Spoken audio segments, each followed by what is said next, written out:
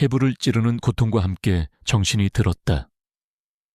아니, 고통보다는 숨막히는 압박감이 먼저였다. 무언가 차갑고 무거운 것이 내 온몸을 짓누르고 있었다. 눈을 뜨려고 했지만 눈꺼풀은 청은망은 무거웠고 머릿속은 깨진 유리 조각처럼 날카로운 통증으로 가득했다. 기억. 본능적으로 숨을 쉬려던 순간 차가운 액체가 왈칵 입과 코로 쏟아져 들어왔다. 물이었다. 정신이 번쩍 들었다. 나는 지금 물속에 있었다. 상황 파악을 위해 필사적으로 눈을 떴다. 눈앞은 온통 흐릿하고 어두운 녹색의 공간이었다. 희미한 달빛이 수면 위에서 부서지며 기괴한 무늬를 만들어내고 있었다. 나는 차 안에 있었다. 옆을 보자. 조수석 창문 너머로 물고기 한 마리가 유유히 지나갔다. 차는 지금 가라앉고 있었다. 여기가 어디지? 왜 내가 차 안에 물속에 있는 거지? 혼란스러운 머릿속을 헤집고 마지막 기억의 편린을 찾아 헤맸다. 어두운 국도. 우리는 시아버지의 별장에서 저녁 식사를 마치고 돌아오는 길이었다. 운전대는 남편 최우석이 잡고 있었다. 그는 평소처럼 과묵했고 나는 창밖의 어둠을 멍하니 바라보고 있었다. 그때였다. 반대편 차선에서 거대한 덤프트럭 한 대가 중앙선을 넘어 우리를 향해 돌진해왔다.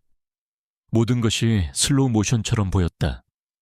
눈을 멀게 할 듯한 헤드라이트 불빛, 귀를 찢는 경적 소리, 그리고 나는 보았다. 피할 수 없는 충돌의 순간, 운전대를 잡은 남편의 얼굴에 스치던 그 찰나의 표정을, 그것은 공포나 놀람이 아니었다. 소름 끼치도록 차갑고 모든 것을 체념한 듯한 희미한 미소였다. 아, 깨달음은 물보다 더 차갑게 내 심장을 얼어붙게 만들었다. 이것은 사고가 아니었다. 완벽하게 계획된 살인이었다. 트럭은 미끼였고 진짜 목적은 이 차를 호수 아래로 추락시키는 것이었다. 내 남편이 자신의 아버지가 시키는 대로 나를 죽이려 하고 있었다. 차가 점점 더 빠르게 가라앉았다. 수압 때문에 차 문은 꿈쩍도 하지 않았다. 창문은 전원이 나가 열리지 않았다. 나는 갇혔다. 이 차가운 강철의 관 속에서 서서히 죽어가고 있었다. 공포가 온몸을 집어삼켰다. 하지만 그 공포를 비집고 뜨거운 무언가가 치밀어 올랐다. 분노였다. 배신당한 자의 처절한 분노. 이렇게 죽을 수는 없다는, 살아야겠다는 지독한 생존 본능이었다. 나는 안전벨트를 풀고 어둠 속에서 무언가 단단한 것을 찾기 위해 손을 휘저었다. 손에 잡힌 것은 조수석의 분리형 헤드레스트였다. 나는 그것을 뽑기 위해 안간힘을 썼다. 물의 저항 때문에 몸은 청은망은이었지만 죽음의 공포는 내게 초인적인 힘을 주었다. 철컥 소리와 함께 헤드레스트가 뽑혔다. 나는 그것을 단단히 쥐고 옆 창문을 향해 내리치기 시작했다. 쾅 물속이라 소리는 둔탁하게 울렸지만 창문은 미동도 없었다. 폐에 남은 공기가 바닥나고 있었다. 눈앞이 흐려지고 의식이 멀어지기 시작했다. 안 돼. 이대로. 나는 마지막 남은 산소와 힘을 쥐었자 다시 한번, 그리고 또 한 번 창문을 내리쳤다. 마침내 쩍 하는 소리와 함께 유리에 금이 가기 시작했다. 나는 희망을 보았다. 나는 미친 듯이 같은 곳을 내리쳤다. 마침내 창문이 콰직 소리를 내며 부서져 내렸고 엄청난 수압의 물이 차 안으로 쏟아져 들어왔다. 나는 부서진 창문 틈으로 필사적으로 몸을 비집고 나갔다. 날카로운 유리 파편이 팔과 옆구리를 찢는 고통이 느껴졌지만 멈출 수 없었다. 차가운 물의 감촉만이 나를 감쌌다. 나는 오직 수면 위에서 비치는 희미한 달빛만을 향해 미친 듯이 팔다리를 저었다. 얼마나 헤엄쳤을까. 마침내 내 얼굴이 수면 위로 터져 나왔다. 나는 탐욕스럽게 밤 공기를 들이마셨다. 폐가 찢어질 듯 아팠지만 살아있다는 황홀감이 온몸을 감쌌다. 나는 젖은 솜처럼 무거운 몸을 이끌고 죽으림을 다해 호숫가로 헤엄쳤다. 마침내 손에 축축한 흙이 잡혔다. 나는 무트로 기어 올라와 그대로 쓰러져 버렸다. 온몸은 얼음장처럼 차가웠고 뼈 마디마디가 비명을 질렀다. 나는 한참 동안 거친 숨을 몰아쉬며 아무것도 없는 밤하늘만 올려다보았다. 한참 후에야 나는 비틀거리며 몸을 일으켰다. 그리고 내가 빠져나온 그 거대하고 고요한 호수를 돌아보았다. 내가 탔던 차는 이미 흔적도 없이 사라진 후였다. 그 누구도 이 깊고 차가운 물속에 내 무덤이 생겼다는 사실을 알지 못할 것이다. 세상은 곧 재벌가 며느리, 남편과 함께 불의의 교통사고로 실종이라는 기사로 떠들썩해지겠지. 최우석, 최건영, 당신들은 나를 죽이려 했다. 나의 모든 것을 빼앗고 나의 존재 자체를 이 차가운 물속에 수장시키려 했다. 나는 추위에 미친 듯이 떨었다. 하지만 그 추위는 내 심장에서 피어나는 얼음 같은 분노에 비하면 아무것도 아니었다. 당신들이 알던 한유진은 방금 저 차가운 물속에서 죽었다. 사랑을 믿고 배신의 눈물 흘리던 나약한 여자는 죽었다. 그리고 이제 이 차가운 호숫가에 서 있는 것은 다른 존재다. 당신들의 완벽한 계획을 무너뜨리고 당신들의 위선적인 제국을 파괴할 유령, 당신들의 가장 끔찍한 악몽이 될 복수의 화신이 바로 오늘 밤 여기서 태어났다. 나는 젖은 몸을 이끌고 어둠 속을 향해 한 걸음 내디뎠다. 나의 전쟁은 이제 막 시작되었다. 밤새도록 나를 괴롭힌 것은 추위와 고통, 그리고 지독한 배신감이었다. 허름한 모텔방, 삐걱거리는 침대에 누워 나는 뜬 눈으로 밤을 새웠다. 유리 파편에 찢긴 팔과 옆구리의 상처에서는 계속해서 피가 배어 나왔지만 그보다 더 아픈 것은 심장에 선명하게 새겨진 상처였다. 마지막 순간에 보았던 남편의 그 차가운 미소는 불에 달군 인두처럼 내 기억 속에 지워지지 않을 낙인을 남겼다. 다음 날 아침 나는 낡은 화장실에 깨진 거울 앞에 섰다. 거울 속에는 낯선 여자가 서 있었다. 퉁퉁 부은 눈, 피딱지가 앉은 입술, 멍투성이인 얼굴. 한때는 대한민국 최고의 국제회의 통역사로 촉망받던 단정하고 지적인 모습은 온데간데 없었다. 오직 삶의 모든 것을 잃어버린 한 여자의 잔해만이 남아있을 뿐이었다. 그 잔해 속에서 과거의 기억들이 악몽처럼 피어올랐다. 고통스러운 기억의 조각들이 하나둘씩 맞춰지며 내가 겪어야 했던 지옥의 정형이 선명하게 떠올랐다. 나의 결혼은 사랑이 아닌 거래였다.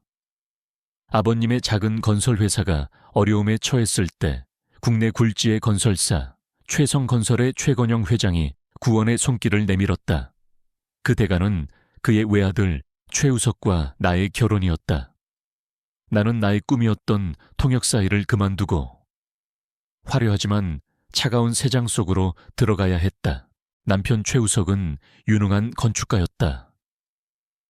그는 섬세하고 예술가적인 감성을 지녔지만 동시에 아버지의 거대한 그늘 아래에서 벗어나지 못하는 나약한 남자였다. 우리의 관계는 뜨겁지도 차갑지도 않았다. 우리는 서로를 존중하는 척했지만 그뿐이었다. 그는 언제나 자신의 건축 세계에 빠져 있었고 나는 그가 설계한 차가운 집 안에서 외로운 섬처럼 떠다녔다. 시아버지 최건영 회장은 처음에는 완벽한 어른처럼 보였다. 그는 나의 지적인 배경을 높이 평가하며 우석이에게는 없는 총명함이 있구나 라며 칭찬을 아끼지 않았다. 그는 종종 나를 별장의 서재로 불렀다. 우리 집안이 운영하는 미술재단 일을 좀 도와다오. 해외 자선사업 관련해서 내 의견을 듣고 싶구나. 와 같은 거절하기 힘든 이유를 대면서였다. 나는 그것이 나를 가족의 일원으로 인정해주는 과정이라고. 어리석게도 그렇게 믿었다. 그의 서재는 그의 왕국이었다. 수천 권의 고서와 값비싼 예술품으로 가득 찬 그곳에서 그는 서서히 본색을 드러냈다. 그는 아들의 무능함과 자신의 위대함에 대해 이야기하며 은근히 나와 자신을 같은 부류로 묶었다. 너와 나는 세상을 움직이는 사람들이지. 우석이 같은 예술가는 이해하지 못하는 세계가 있단다. 그리고 그의 손길이 시작되었다. 어깨를 감싸고 손등을 쓰다듬는 격려의 손길들. 처음에는 애써 외면했지만 그 손길은 점점 더 대담해지고 노골적으로 변해갔다. 그의 숨결에서 역겨운 욕망의 냄새가 나기 시작했을 때 나는 공포를 느꼈다. 나는 남편에게 모든 것을 털어놓았다. 그날 그는 자신의 작업실에서 거대한 건물 모형을 만들고 있었다. 나는 떨리는 목소리로 시아버지의 이상한 행동에 대해 이야기했다. 그는 칼을 든 채 모형에서 눈을 떼지 않았다. 그의 대답은 내 가슴에 비수를 꽂았다. 피곤해서 예민해졌나 보네. 아버지는 그냥 좀 별난 분이셔. 괜히 심기 거스르지 마. 유진아, 내가 지금 진행하는 미술관 프로젝트. 아버지 지원 없이는 불가능해. 우리 가족의 미래가 걸린 일이야. 그는 알고 있었다. 모든 것을 알면서도 자신의 안위와 성공을 위해 나를 제물로 바치기로 결심한 것이었다. 그 순간 남편에 대한 나의 마지막 기대와 연민은 산산조각 났다. 나는 이 거대한 성 안에서 완벽하게 혼자였다. 아무도 나를 도와주지 않을 것이다. 그 깨달음은 나를 절망의 나락으로 떨어뜨렸지만 동시에 차가운 분노를 싹트게 했다. 나는 더 이상 희생자로 남지 않기로 결심했다. 내 손으로 직접 무기를 만들어야 했다. 나의 무기는 나의 능력이었다. 국제회의 통역사로 일하며 익혔던 첨단 장비에 대한 지식, 상대의 눈빛과 말투만으로 의도를 파악하는 관찰력, 그리고 어떤 상황에서도 평정심을 잃지 않는 훈련된 정신력. 나는 해외 사이트를 통해 누구도 추적할 수 없는 초소형 녹음기와 카메라들을 사들였다. 그리고 시아버지의 부름이 있던 어느 날, 나는 내 인생을 건 도박을 시작했다. 나는 그의 서재, 그의 집무실, 심지어 별장의 은밀한 공간 곳곳에 그 누구도 눈치채지 못할 장비들을 설치했다. 심장은 미친 듯이 뛰었지만 손은 한치의 떨림도 없었다. 나는 그의 모든 것을 기록하기 시작했다. 나를 유린하는 추악한 모습뿐만이 아니었다. 그는 나를 곁에 둔 채 마치 내가 가구라도 되는 것처럼 거리낌 없이 비밀스러운 통화들을 했다. 정치가들과의 검은 거래, 경쟁사를 무너뜨리기 위한 비열한 음모, 불법적인 자금 세탁에 대한 대화까지. 그 모든 것이 나의 비밀스러운 서버에 차곡차곡 쌓여갔다. 나의 고통의 기록은 어느새 그의 제국을 무너뜨릴 수 있는 거대한 폭탄이 되어가고 있었다. 허름한 모텔방. 나는 현금으로 산 낡은 노트북을 켰다. 불안정한 와이파이 신호를 겨우 잡아 몇 겹으로 암호화된 해외 서버에 접속했다. 그곳은 나의 모든 것이 담긴 판도라의 상자였다.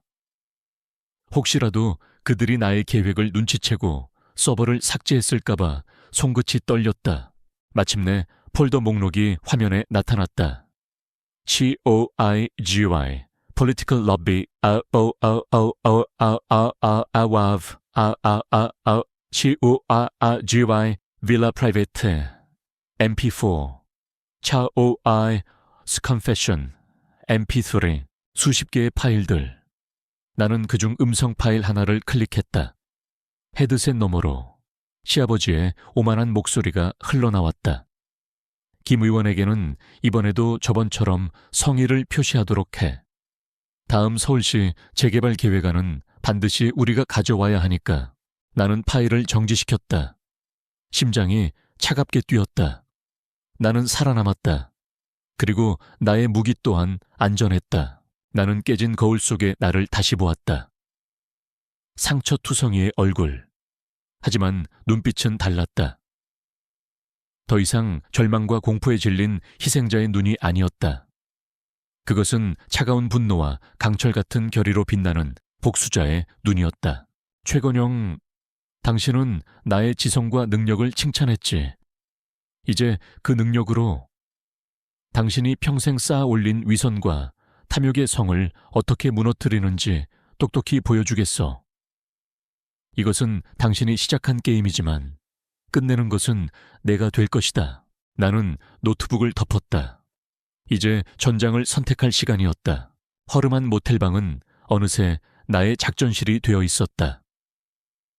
벽에는 신문 기사를 오려붙인 최건영의 사진들이 가득했다. 자선 행사에서 인자하게 웃는 얼굴, 기업 창립 기념식에서 연설하는 위험 있는 얼굴, 그리고 서울시장 출마를 선언하며 지지를 호소하는 비장한 얼굴. 나는 그의 사진들을 차가운 눈으로 응시했다. 나의 복수는 단순히 그를 감옥에 보내는 것에서 끝나지 않을 터였다. 그것은 너무나 자비로운 처사였다. 최건영 같은 부류의 인간에게 가장 큰 고통은 자신이 평생에 걸쳐 쌓아 올린 명예와 이미지가 대중 앞에서 산산조각 나는 것이다. 그의 가장 큰 약점은 그의 가장 큰 야망, 바로 권력이었다. 나는 결심했다. 나는 그의 정치 인생을 무대 삼아 가장 화려하고 잔인한 복수극을 펼칠 것이다. 그가 가장 높은 곳에 올라섰다고 생각하는 순간 가장 비참한 곳으로 끌어내릴 것이다. 대중의 환호가 경멸과 야유로 바뀌는 것을 그의 두 눈으로 똑똑히 보게 만들 것이다. 그것은 거대한 체스판과 같았다. 나는 이제부터 유령이 되어 이 판의 모든 말을 조종할 것이다. 나의 첫 번째 행보는 한유진을 완벽하게 죽이는 것이었다. 세상 사람들의 기억 속에서, 그리고 나 자신의 기억 속에서 나는 화장실 거울 앞에 서서 가위를 들었다. 한때는 남편이 아름답다고 칭찬했던 긴 머리카락이 힘없이 바닥으로 잘려나갔다. 나는 남은 머리를 아무렇게나 다듬고 눈에 띄지 않는 검은색으로 염색했다. 현금으로 산 낡은 후드티와 청바지를 입자. 거울 속에는 더 이상 재벌가의 우아한 며느리는 없었다. 그저 세상에 흔한 이름 없는 여자만이 서 있을 뿐이었다. 외적인 변화보다 중요한 것은 내적인 변화였다. 나는 내 안에 남아있던 한유진의 모든 감정, 즉 슬픔, 연민, 두려움을 지워나갔다. 그 빈자리에는 오직 복수를 위한 차가운 이성과 치밀한 계산만이 남았다. 그리고 나는 새로운 나를 만들었다. 루나, 달이라는 뜻이었다. 빛의 뒤편, 어둠 속에서 진실을 비추는 존재. 나는 다크웹을 통해 완벽한 가상신분을 만들고 루나라는 이름으로 활동을 시작했다. 루나는 부패한 권력을 파헤치는 익명의 온라인 활동가였다. 이것은 나의 복수를 위한 완벽한 가면이었다. 체스판은 마련되었고 플레이어는 준비되었다. 이제 첫 번째 말을 움직일 차례였다. 나는 최건영의 선거 캠프를 분석하기 시작했다. 그의 약점은 외부에 있는 것이 아니라 내부에 있었다. 어떤 조직이든 가장 약한 고리는 사람이다. 나는 그의 캠프 조직도, 핵심 인물들의 신상, 그들의 과거 행적까지 샅샅이 파고들었다. 하데스와 같은 해커는 없었지만 내게는 그보다 더 강력한 무기가 있었다. 바로 내가 수년간 모아온 최건영의 목소리가 담긴 비밀 녹음 파일들이었다.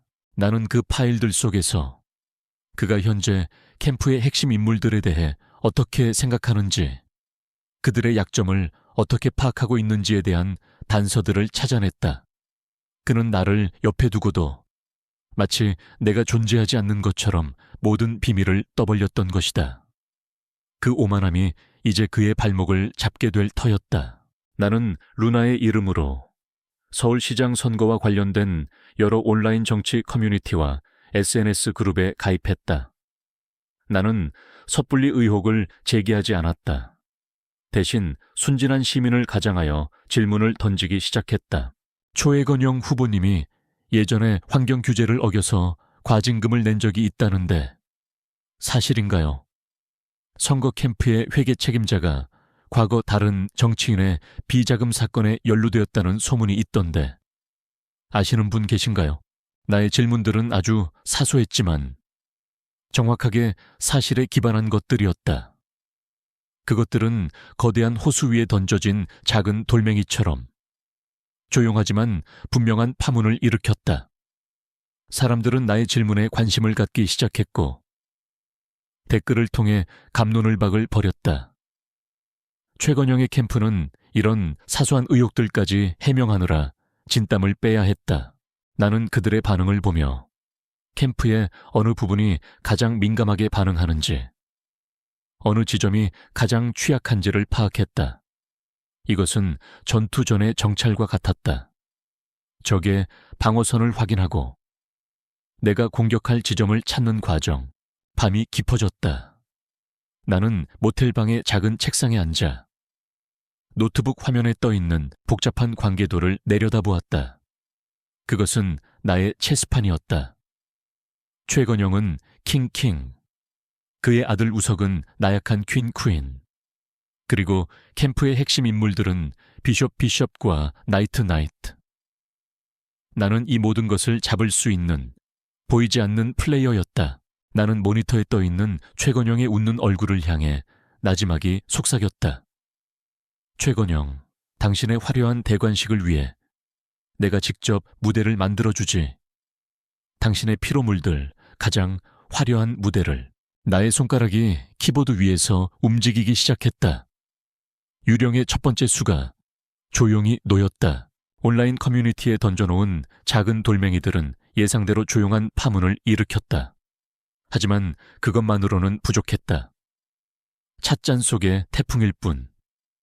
최건영의 거대한 선거 유세라는 순양함에 작은 흠집조차 내지 못했다.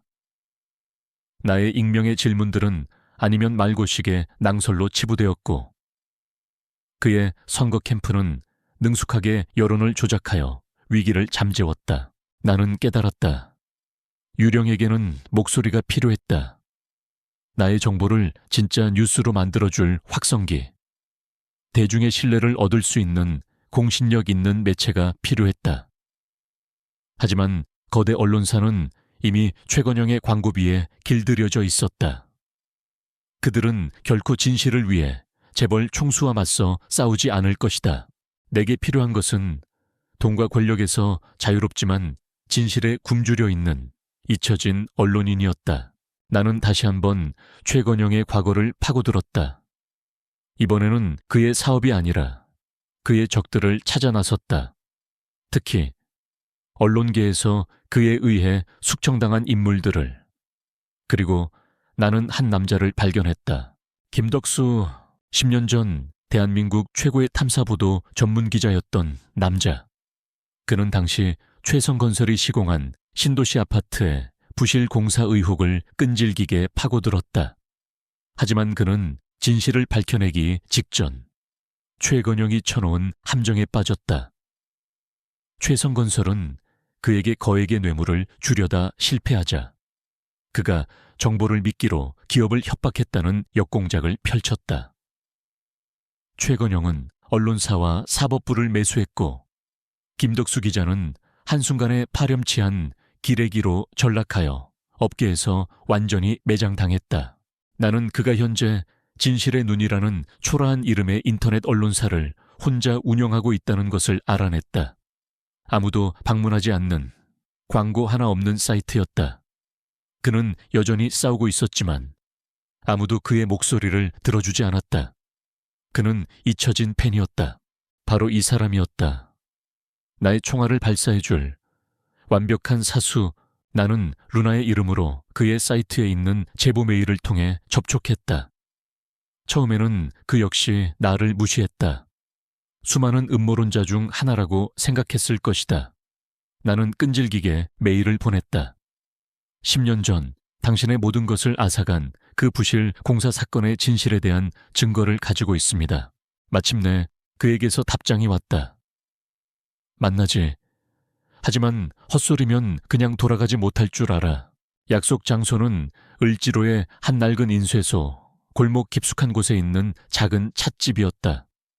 잉크 냄새와 오래된 종이 냄새가 나는 곳. 김덕수 기자는 약속 시간보다 먼저 와서 창가에 앉아 있었다. 50대 후반으로 보이는 그는 세월의 풍파를 정통으로 맞은 듯 지쳐 보였지만 날카로운 기자의 눈빛만은 아직 죽지 않고 희미하게 빛나고 있었다. 내가 맞은편에 앉자 그는 나를 위아래로 훑어보았다. 나는 모자를 깊게 눌러쓰고 평범한 옷차림으로 얼굴을 최대한 가렸다. 시간 없으니 용건만 간단히 하시죠. 그가 퉁명스럽게 말했다. 대체 뭘 가지고 있다는 겁니까? 나는 말없이 가방에서 작은 mp3 플레이어와 낡은 이어폰 한 쌍을 꺼내 테이블 위로 밀었다. 그는 의심스러운 눈으로 그것들을 쳐다보았다. 이게 뭡니까? 딱 3분만 들어보세요. 나의 목소리는 낮고 차분했다. 10년 전 기자님의 인생을 망가뜨린 그 부실 공사 사건을 최건영이 어떻게 자신의 충견민 실장과 함께 덮었는지에 대한 그의 생생한 육성입니다. 김덕수 기자의 눈이 순간적으로 커졌다. 그는 떨리는 손으로 이어폰을 집어 귀에 꽂았다. 그리고 재생 버튼을 눌렀다. 나는 그의 얼굴 변화를 조용히 지켜보았다. 처음에는 불신, 다음은 경악, 그리고 마침내 그의 두 눈에서 뜨거운 불꽃이 타오르기 시작했다. 그것은 10년 동안 억눌려 왔던 분노, 빼앗긴 진실에 대한 갈망이었다. 그의 꽉 쥔 주먹이 부들부들 떨리고 있었다. 그 음성 파일은 그의 잃어버린 세월에 대한 명백한 증거이자 그의 명예를 되찾아줄 유일한 열쇠였다. 재생이 끝나고 그는 한참 동안 망연자실한 표정으로 허공을 응시했다. 그는 천천히 이어폰을 뺐다. 그의 지친 눈은 어느새 붉게 충혈되어 있었다. 당신 대체 누구지? 그의 목소리는 심하게 잠겨 있었다. 이름은 중요하지 않습니다. 나는 말했다. 중요한 건 우리에게는 최건영이라는 공동의 적이 있다는 사실입니다. 저는 기자님께 녹슨 칼이 아닌 가장 날카로운 총알을 쥐어드릴 겁니다. 방가쇠를 당기는 건 기자님의 몫입니다. 그는 마른 침을 삼켰다. 그의 머릿속은 복잡할 것이다. 이것이 또 다른 함정일 수도 있다는 의심과 이번에야말로 진실을 밝힐 수 있다는 희망 사이에서 하지만 그의 눈빛은 이미 결심을 굳힌 듯했다. 내가 뭘 하면 되지. 그렇게 우리의 동맹은 맺어졌다. 나는 유령이 되어 정보를 제공하고 그는 잊혀진 펜이 되어 세상을 향해 기사를 쓸 것이다. 찻집을 나오며 김덕수 기자의 뒷모습을 보았다. 들어갈 때와는 다른 사람이 되어 있었다. 굽었던 허리는 꼿꼿이 펴졌고 그의 발걸음에는 10년 전 잃어버렸던 투지가 실려 있었다. 나는 어두운 골목길로 몸을 숨겼다. 이제 나의 복수에는 언론이라는 가장 강력한 무기가 장착되었다. 잊혀진 펜은 이제 피로 마지막 기사를 쓸 준비를 마쳤다. 최건영의 정치 생명에 종지부를 찍을 기사를 김덕수라는 잊혀진 펜은 나의 생각보다 훨씬 더 날카로웠다. 우리의 첫 번째 비밀 회동 이후 그는 밤낮으로 움직였다. 그의 작은 인터넷 언론사 진실의 눈은 나의 정보를 바탕으로 최건영의 선거 캠프를 정조준하기 시작했다. 우리의 첫 번째 공격은 최건영 본인이 아니었다. 성을 무너뜨리기 위해서는 성벽을 먼저 허물어야 했다.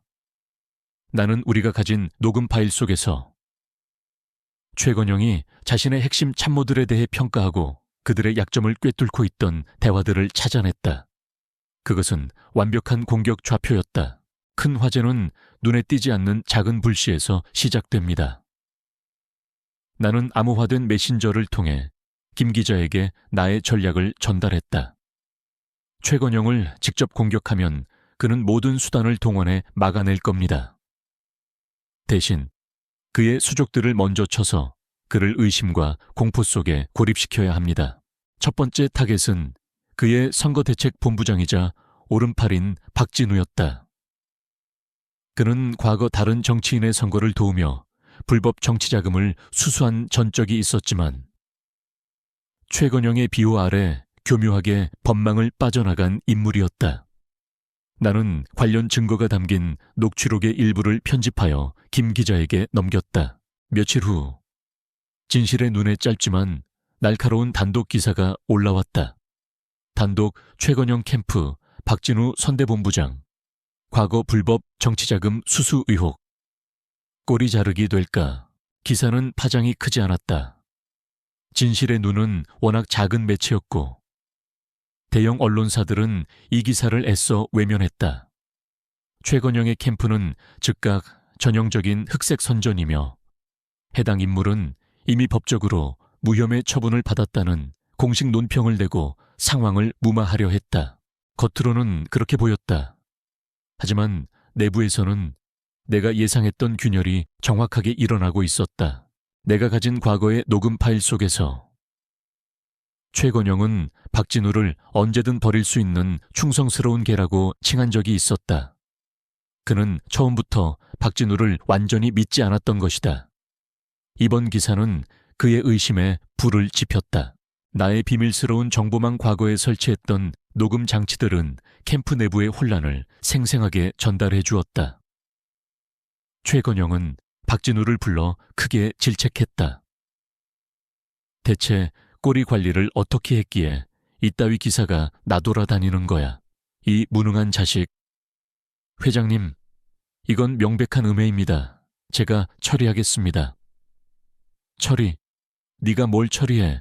내 놈이 내 뒤에서 무슨 딴 생각을 하고 있는지 내가 모를 줄 알아. 최건영은 박진우를 더 이상 신뢰하지 않았다.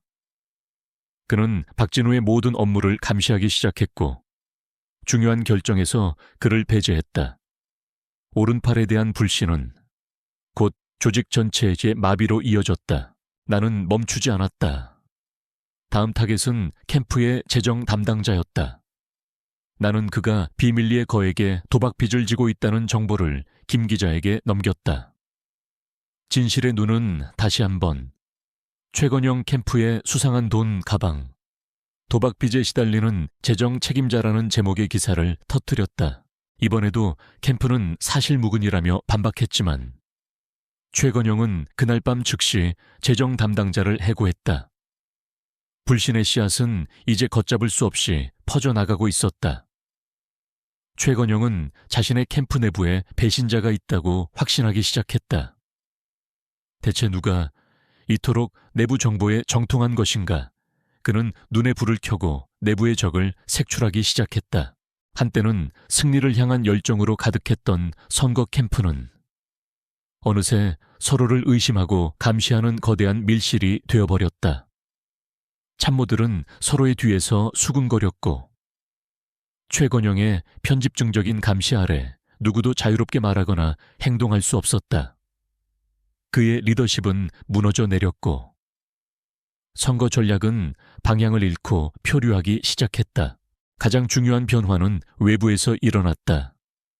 진실의 눈이 터뜨린 기사들이 비록 작았지만 모두가 팩트에 기반한 것이라는 사실이 알려지기 시작했다. 다른 언론사 기자들이 진실의 눈을 인용하기 시작했고 정치에 관심이 많은 네티즌들 사이에서 작지만 강한 매체로 입소문을 타기 시작했다. 김덕수 기자의 잊혀졌던 팬이 다시 한번 세상의 주목을 받기 시작한 것이다. 우리는 최건영이라는 거대한 성벽에 작지만 깊은 균열들을 수없이 만들어냈다. 그는 외부의 적이 아니라 내부의 공포와 싸우느라 스스로 지쳐가고 있었다. 그는 결코 상상하지 못할 것이다. 이 모든 혼란을 일으키는 자가 자신이 죽였다고 믿는 며느리의 유령이라는 사실을. 나는 어두운 모텔방에서 노트북 화면에 떠있는 캠프의 조직도를 내려다보았다.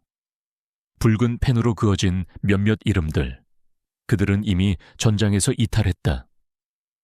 최건영은 이제 의심이라는 안개를 뒤집어 쓴 채 홀로 서 있었다. 이심으로 가득 찬 병사들이 지키는 요새는 더 이상 요새가 아니지. 나는 나지막이 읊조렸다.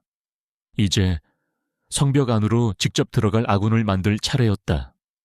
나는 다음 타겟의 사진을 손가락으로 가리켰다.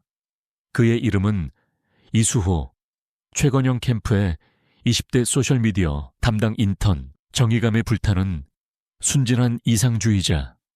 나의 다음 작전을 위한 완벽한 트로이의 목마였다. 최건영의 선거 캠프라는 거대한 성에 내부 분열의 씨앗을 뿌린 후 나는 다음 단계로 넘어갔다. 성벽을 흔드는 것만으로는 부족했다. 성 안으로 직접 들어갈 나만의 병사를 심어야 했다. 바로 트로이의 목마였다. 나의 목마는 최건영 캠프의 소셜미디어 팀 인턴인 20대 청년 이수호였다. 나는 그의 SNS를 며칠간 면밀히 관찰했다. 그의 페이지는 더 나은 세상과 정의에 대한 순수한 열정으로 가득 차 있었다. 그는 최건영을 서울을 바꿀 위대한 리더라고 믿으며 캠프에 합류했지만 최근 그의 게시물에서는 미묘한 회의감과 실망감이 묻어나오고 있었다. 캠프 내부의 위선과 권모술수에 지쳐가고 있는 것이 분명했다. 그는 완벽한 타겟이었다. 순수해서 조종하기 쉬울 터였다. 나는 루나의 이름으로 그에게 조심스럽게 접근했다. 처음에는 그의 게시물에 좋아요를 누르고 그의 이상주의를 칭찬하는 댓글을 다는 것으로 시작했다. 경계심을 허문 후 나는 그에게 암호화된 익명의 메신저로 대화를 걸었다. 루나 수호 씨의 글들을 잘 보고 있습니다. 세상을 바꾸려는 순수한 열정이 느껴져서 응원하게 되네요. 이수호 감사합니다. 좋게 봐주시니 루나 그래서 더 안타깝습니다. 그 순수한 열정이 오염된 곳을 향하고 있는 것 같아서요. 그는 즉각 반발했다. 그는 최건영 후보는 깨끗한 사람이라며 일부의 음해일 뿐이라고 방어했다. 나는 그를 몰아붙이지 않았다. 대신 작은 미끼를 던졌다. 루나 믿지 않으셔도 좋습니다. 하지만 이것 하나만 확인해보세요. 오늘 오후 3시 캠프의 모든 직원에게 지역구 봉사활동이라는 명목으로 최성건설 본사 강당으로 집결하라는 문자가 갔을 겁니다. 하지만 그곳에서 하는 일은 봉사활동이 아니라 최건영 후보의 불법 선거 자금을 위한 대기업 후원회 명단을 정리하는 작업일 겁니다.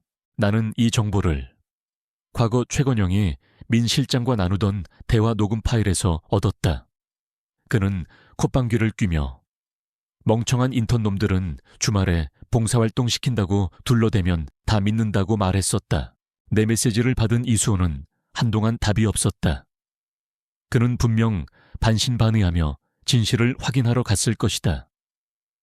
그리고 몇 시간 후 그에게서 다시 메시지가 왔다. 그의 메시지는 충격과 혼란으로 가득 차 있었다. 이수호, 어떻게 아신 겁니까? 당신 대체 누구세요? 루나 저는 그저 진실을 아는 사람일 뿐입니다. 수호 씨, 당신이 믿는 정의는 그런 게 아니잖아요. 그날 이후 그는 나의 사람이 되었다. 아니, 정확히는 그 스스로 나의 사람이 되기를 자처했다. 그는 자신이 거대한 악의 조직에 속아왔다는 사실에 분노했고 내부에서 이 부패를 바로잡아야 한다는 사명감에 불타올랐다. 나는 결코 그에게 무언가를 지시하지 않았다. 나는 그저 그의 정의감에 불을 지피고 그가 스스로 행동하도록 길을 열어주었을 뿐이다. 나는 그의 영웅이자 멘토인 루나가 되었고 그는 나의 가장 충실한 정보원이자 내부 고발자가 되었다. 루나님, 오늘 최건영 후보가 비밀리에 XX저축은행 회장과 만났습니다. 선거 자금 관련 논의인 것 같습니다. 캠프에서 여론조사 결과를 조작해서 발표하려는 움직임이 있습니다. 원본 데이터를 빼돌릴 수 있을 것 같습니다. 그가 보내오는 정보들은 날카로운 비수가 되어 나의 무기고에 차곡차곡 쌓여갔다. 그는 자신이 정의를 실현하고 있다고 굳게 믿었지만 실은 내 복수의 가장 잔인한 도구로 이용되고 있다는 사실을 까맣게 몰랐다. 나는 때로는 그의 안전을 걱정하는 척하며 그를 다독였고 때로는 그의 용기를 칭찬하며 더 깊은 곳의 정보를 빼내도록 유도했다. 그는 완전히 나를 신뢰했다. 어둠 속의 나를 그는 한 줄기 빛이라고 믿고 있었다. 어느 날 밤 그에게서 다급한 메시지가 도착했다. 루나님, 큰일 났습니다. 제가 최건영 후보의 비밀 장부를 발견한 것 같습니다. 나는 심장이 내려앉는 것을 느꼈다. 자세히 말해봐요. 침착하게.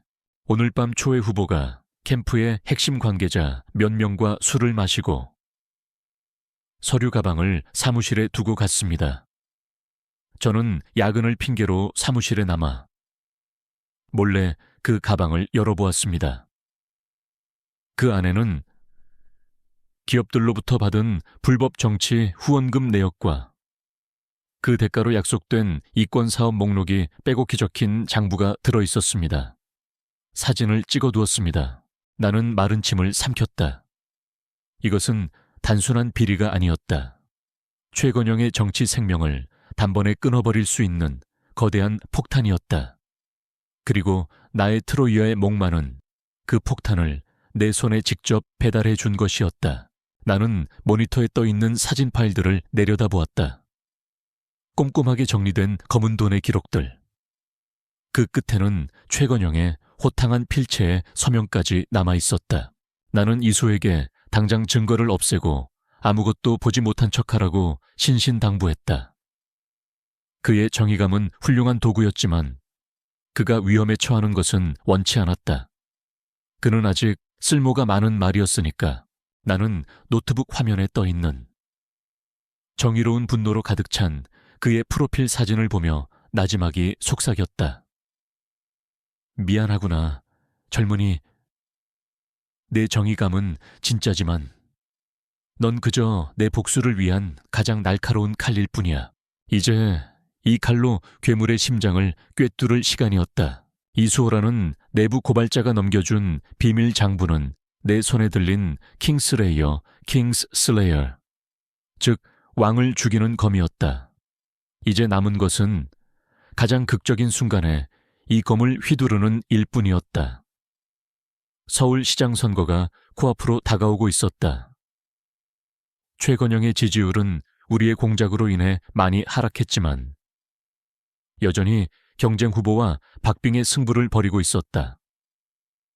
그에게는 이 상황을 뒤집을 결정적인 한 방이 필요했고 내게는 그의 숨통을 완전히 끊어버릴 결정적인 한 방이 필요했다. 기회는 그가 직접 만들어 주었다. 그는 지지율 반등을 위해 모든 후보가 참여하는 마지막 TV 토론회에 참석하기로 결정했다. 생방송으로 진행되는 온 국민이 지켜보는 그 무대. 그곳은 그의 정치적 무덤이 될 터였다. 나는 김덕수 기자와 비밀리에 만났다. 잊혀진 패는 이제 더 이상 잊혀진 존재가 아니었다. 진실의 눈은 연이은 단독 보도로 작지만 가장 신뢰받는 언론사 중 하나로 떠올랐고 김덕수 기자는 이번 토론회 패널 중 한 명으로 당당히 초청받았다. 모든 것이 나의 계획대로 흘러가고 있었다. 김 기자님, 이것이 마지막 퍼즐 조각입니다. 나는 그에게 비밀 장부를 촬영한 사진 파일들이 담긴 USB를 건넸다. 그의 눈이 경악으로 커졌다. 그는 떨리는 손으로 노트북에 USB를 연결하고 파일들을 확인했다. 그의 입에서 탄식이 흘러나왔다. 이런 엄청난 것을 토론회에서 최건영이 가장 방심하고 있을 때 가장 의기양양하게 자신의 깨끗함을 주장하는 순간에 이 검을 꺼내 드십시오. 나는 차갑게 말했다. 그가 발버둥 칠 시간을 주지 마세요. 단칼에 심장을 꿰뚫어야 합니다.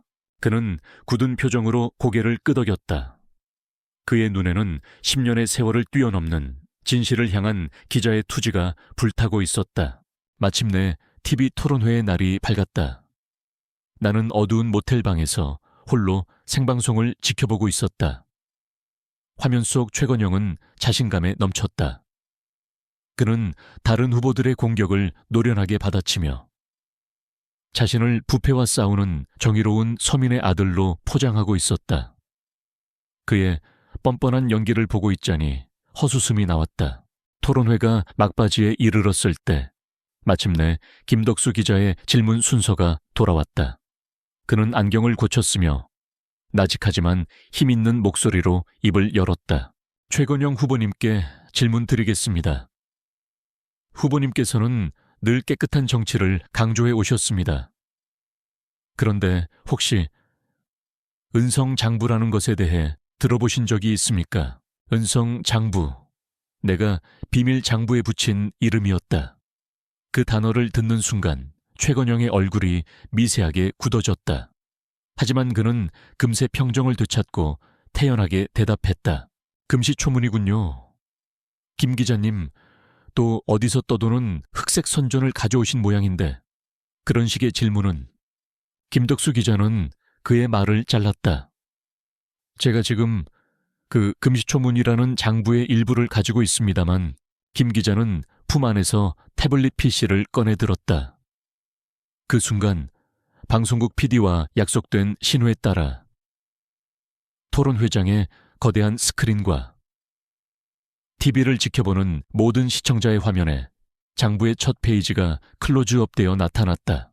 XX그룹 50억 원, 서울시 강남 재개발 사업권 보장, 오오은행 30억 원, 차기 시금고 선정 내정, 선명한 글씨와 숫자들, 그리고 그 옆에 적힌 최건영의 서명까지. 토론회장은 물을 끼얹은 듯 조용해졌다. 최건영의 얼굴은 하얗게 질려 있었다. 이것은 조작입니다. 명백한 음해입니다. 저런 것에 서명한 적 없습니다. 그가 미친 듯이 소리쳤다. 조작이라고요? 김 기자는 차갑게 웃었다. 그렇다면 후보님, 이 목소리도 조작된 것입니까? 김 기자가 태블릿을 다시 한번 조작하자 토론회장 전체에 익숙한 목소리가 울려 퍼졌다. 바로 최건영의 목소리였다. 은성장부는 내가 직접 관리하니 자네는 내가 지시하는 계좌로 입금만 확인하면 돼. 뒤탈 없이 깨끗하게 처리해. 내가 그의 서재에서 녹음했던, 그가 민 실장에게 비밀 장부에 대해 지시하던 바로 그 목소리였다. 모든 것이 끝났다. 최건영은 더 이상 아무 말도 하지 못했다. 그는 멍하니 스크린을 바라보다 그대로 연단 위에서 휘청거리며 쓰러졌다. 그의 정치적 야망, 그의 위선, 그의 모든 것이 전 국민이 지켜보는 앞에서 산산조각 났다. 토론회장은 아수라장이 되었다. 카메라 플래시가 미친 듯이 터졌고 앵커들은 흥분한 목소리로 속보를 전하기 시작했다. 화면 하단에는 최건영 후보, 불법 정치자금 수수 혐의, 긴급 속보라는 자막이 실시간으로 떠올랐다. 나는 조용히 TV를 껐다. 방 안에는 정적만이 흘렀다. 나의 길고 길었던 전쟁이 마침내 끝났다. 나는 창밖을 보았다.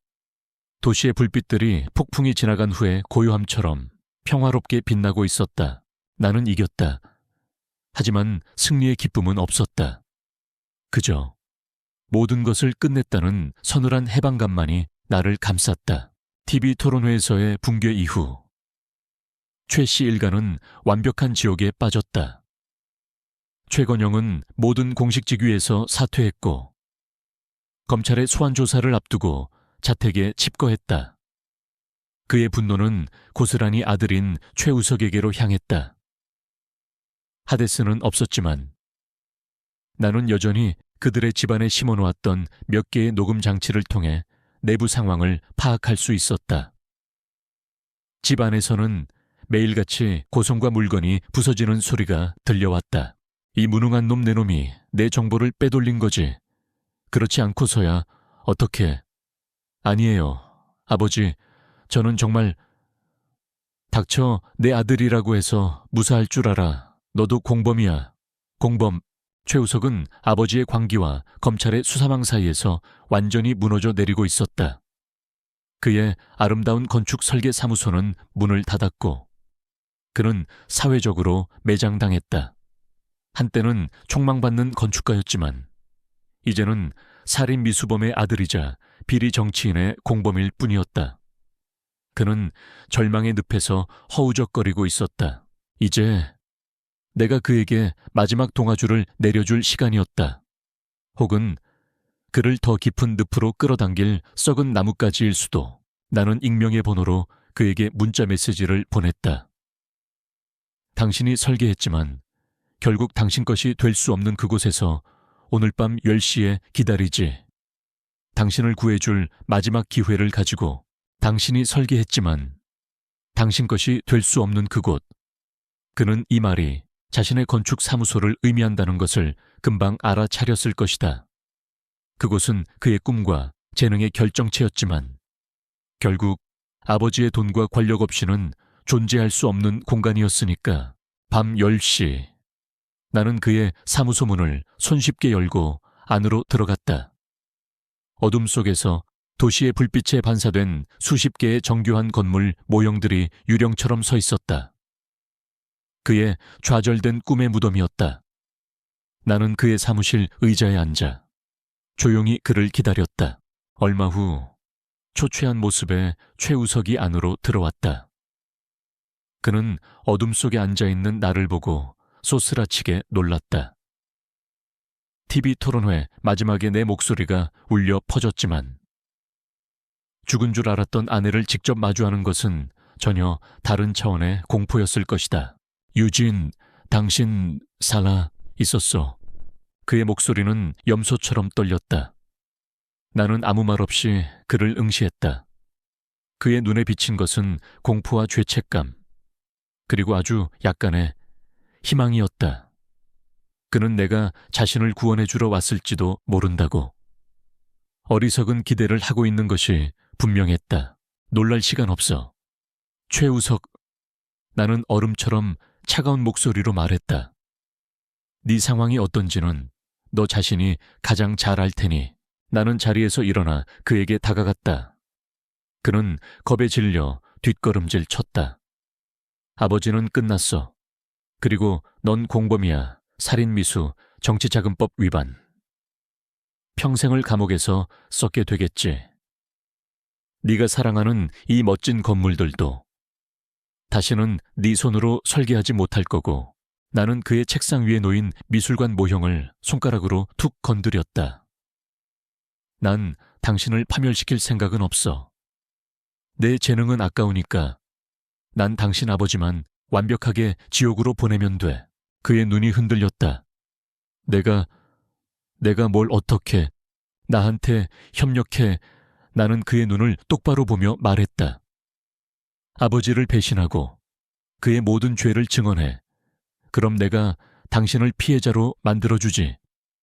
평생 아버지의 그늘 아래에서 학대당하고 어쩔 수 없이 범죄에 가담할 수밖에 없었던 비운의 아들로 어쩌면 집행유예로 풀려나서 다시 건축가로 살아갈 수도 있겠지.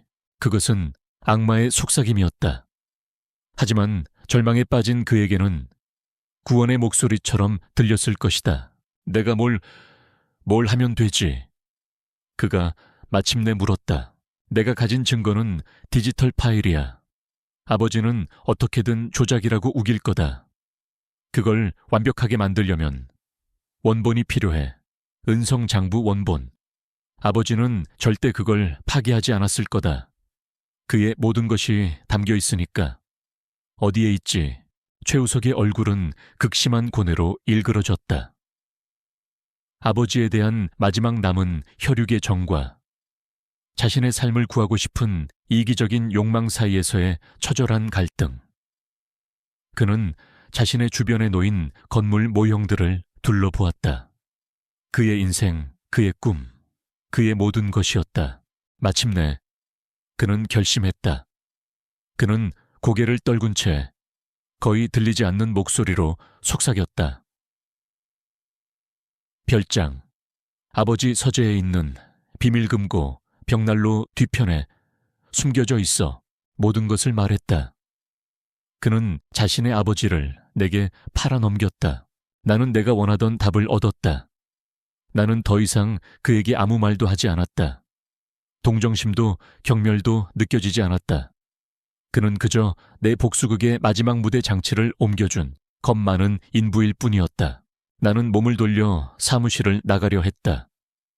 문 앞에서 나는 마지막으로 그를 돌아보았다. 그는 자신의 무너진 꿈의 잔해들 속에서 주저앉아 소리 없이 울고 있었다. 당신은 평생 아버지의 그림자로 살았지. 나는 나지막이 말했다.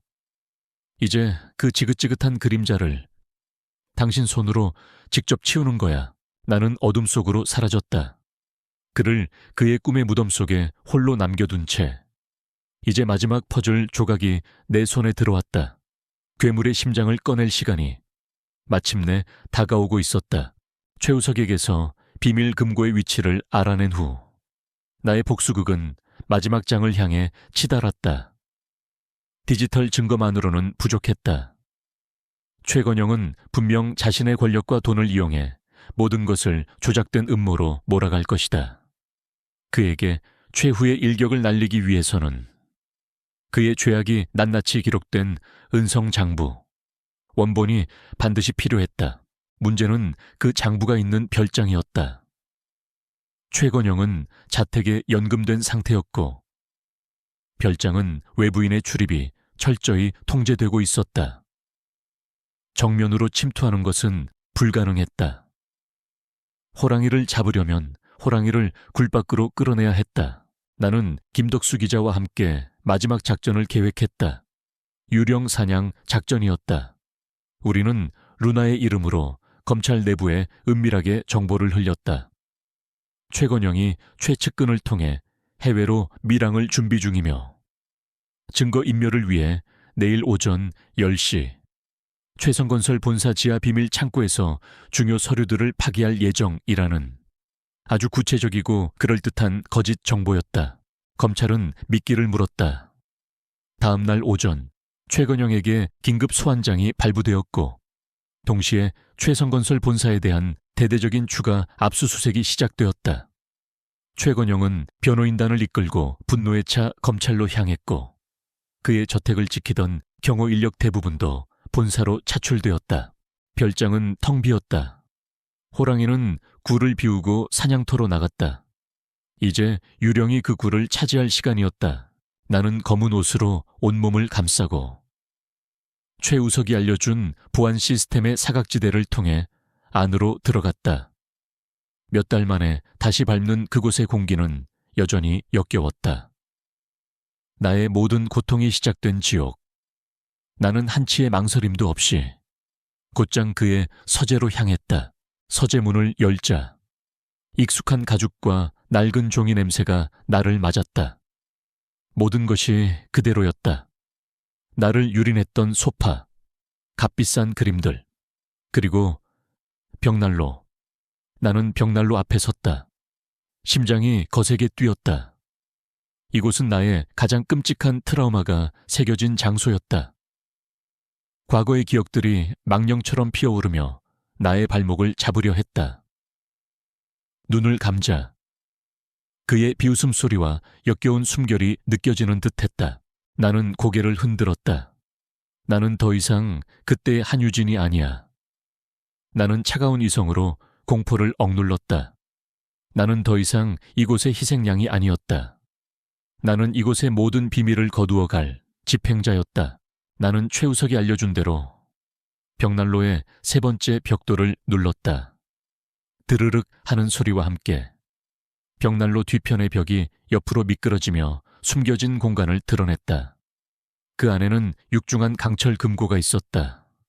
나는 떨리는 손으로 역시 최우석이 알려준 비밀번호를 눌렀다. 철컥! 묵직한 금고문이 열렸다. 안에는 수십 개의 다이아몬드와 금고에 그리고 검은색 가죽으로 된 낡은 장부 한 권이 놓여 있었다. 은성 인킹. 숨겨진 별이라는 뜻의 이름이 음각으로 새겨져 있었다. 나는 장부를 집어들었다. 묵직한 무게가 손끝으로 전해져 왔다. 이것은 단순한 종이 뭉치가 아니었다. 이것은 그의 탐욕의 역사이자 수많은 사람들의 피와 눈물이 담긴 고통의 기록이었다. 그리고 이제 이것은 그의 목에 채워질 가장 무거운 족쇄가 될 터였다. 나는 장부를 가방에 넣고 흔적을 남기지 않은 차에 조용히 별장을 빠져나왔다. 작전의 마지막 단계가 남았다. 이 장부를 가장 극적인 방식으로 세상에 공개하는 것. 나는 차 안에서 김덕수 기자에게 연락했다. 그는 약속된 장소에서 나를 기다리고 있었다. 확보했습니다. 지금 바로 움직여 주십시오. 동시에 나는 루나의 계정으로 모든 언론사와 검찰청 기자실에 익명의 이메일을 보냈다. 특종 최건영의 비밀 장부 원본. 10분 후 대검찰청 정문 앞에서 공개될 예정. 진실의 눈 김덕수 기자가 직접 전달.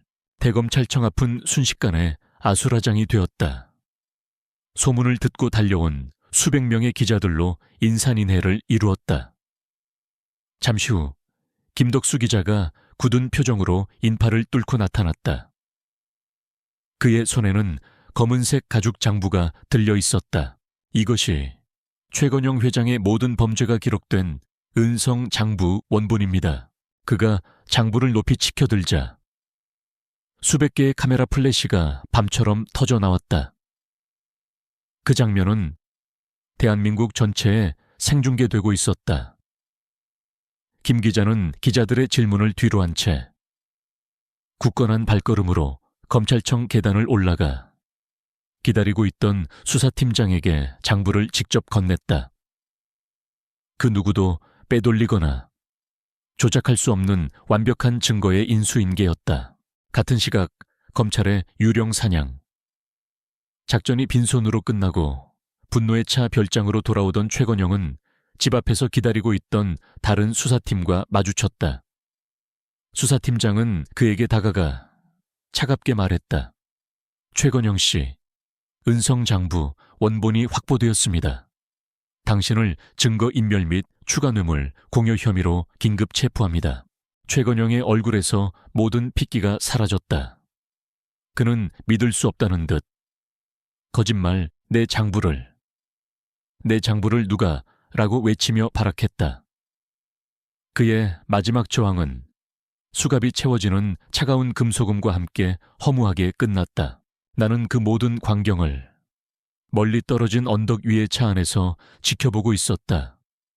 괴물은 마침내 철창 안에 갇혔다. 나의 전쟁은 정말로 끝이 났다. 나는 더 이상 그를 지켜보지 않았다. 나는 조용히 차를 돌려 그 지옥 같던 도시의 야경을 등지고 어둠 속으로 사라졌다. 은성 장부 원본의 등장은 최건영의 관 뚜껑에 박히는 마지막 못이었다. 대한민국의 모든 언론과 국민이 지켜보는 앞에서 그의 제국은 완전히 붕괴했다. 재판은 길었지만 결과는 명백했다. 최건영은 그가 저지른 모든 죄에 대한 대가로 무기징역을 선고받고 역사의 어두운 페이지 속으로 사라졌다. 최우석은 나의 살인미수 사건에 대한 진실을 자백하고 수사에 협조한 점이 인정되어 집행유예를 선고받았다. 그는 감옥은 피했지만 건축가로서의 명예와 사회적 생명은 완전히 끝났다. 평생을 아버지의 그림자로 살았던 그는 결국 아버지와 함께 파멸했다. 모든 것이 끝난 후 나는 한동안 세상과 단절된 채 지냈다. 복수라는 거대한 목표가 사라지자 내 마음속에는 거대한 공허함이 찾아왔다.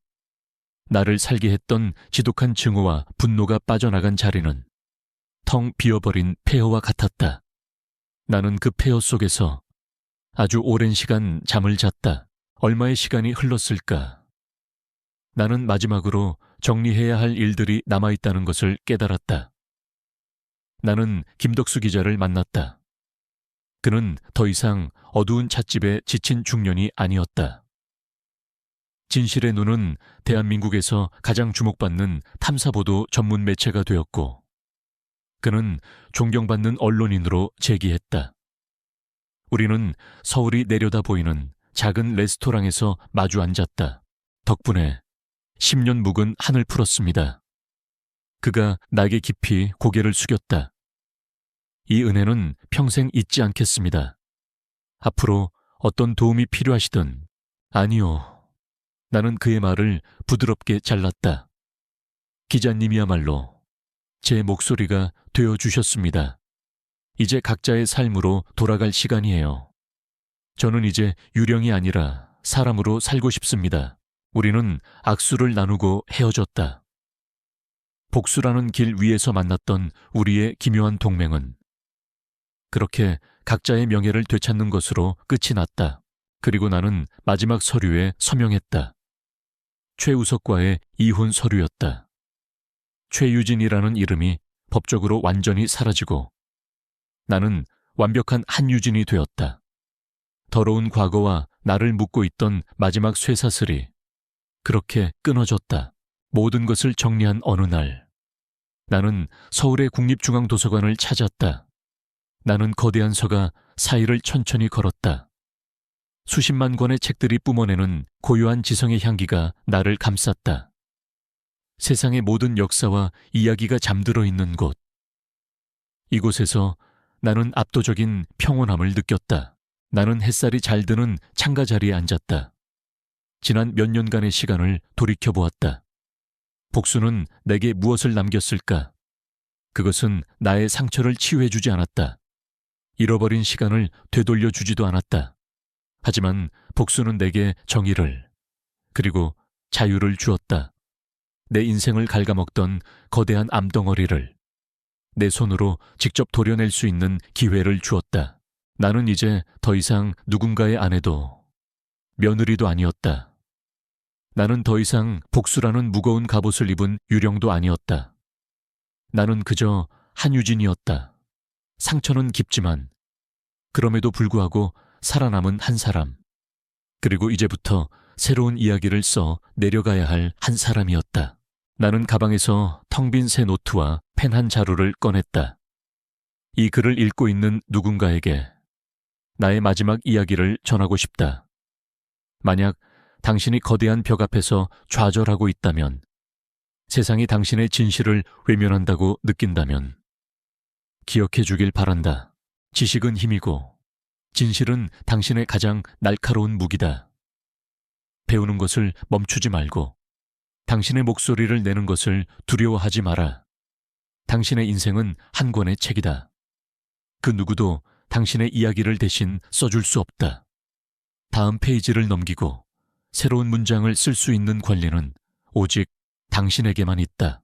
나는 하얀 노트의 첫 페이지를 펼쳤다.